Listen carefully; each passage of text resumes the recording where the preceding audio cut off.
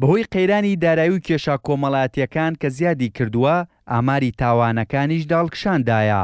بە وتەی شارەزایەکی دەرونی چاکسازی گەوران، بە بەراورد بە 2 ساڵی ڕابردوو ڕێژەی سزادراوان زیادی کردو و ڕێژەی ستانداردی تێپەڕاندووە.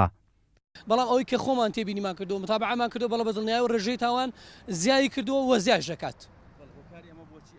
بەشێکی ئەگەڕێتەوە بۆ لایەنە مادەی کە هەیەەوە بەشەکەی تیشەگەڕێتەوە بۆ قەیرانی ئەو وەزعی کە ئێستا هەرمی کوردستانی خۆمان تێکەوتەوە، بەشێکیشی پەیوەندی بە ئاسی سەقافی و تێگەشتن و ئاسی ڕۆشنبیری ئەوانە چەندین لایەن بەشدارن لەناو ئەم پرۆسێ.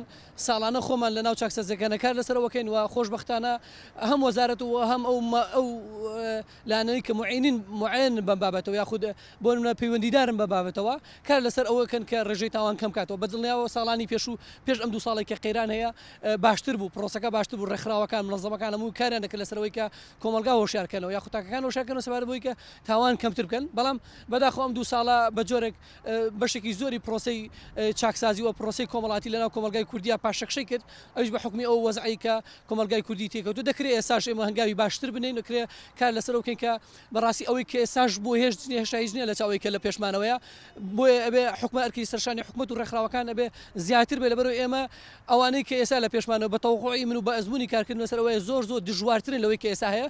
لێپسراوی هۆبەی یاسایی لە چاکسازی گەورانی سلەیمانی دەڵێت بۆی ئەو فشارە زۆرەی لەسەریانە بۆی زۆری بەندکرا و نەبوونی شوێنی پێویست لە بەندیخانەکەدا پێویستە حکومەتی هەرێمی کوردستان یاسای لێبوردنی گشتی دەربکات.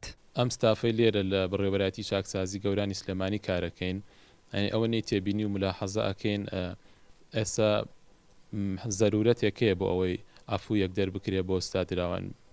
مەبەستم ئافووی گشتیە بۆ ئەوەی زۆرترین زادراو لێی سوودمەند بێت، لەبەرەوەی لێرە ژمارە زادراوان زیادی کردووە. وەکو ئەزانن وڵات لە قەیرانێکی زۆرایانی گوشارێکی دەرونی بۆ زادراوان و کەسوکاریشان دروست بووە. ئەوەی ئەبینین ئێستا زەرورەتێکەیە بۆەوەی ئەفوویەک دەرچێ بۆی زۆرترین زادراو لێ سوودمەند بن لەو بارە دەرونیە خراپی ئێرە ڕزگاریان بێت. لە ئێستادا نزیکەی 250 سزادراو لە ناو چاکسازی گەورانی سلەیمانیدا هەن و بە وتەی شارەزایانی دەرونی و کۆمەڵایەتیش لە ئێستادا بوونی ئەو ژمارە زیاترە لە ڕێژەی ستاندارد.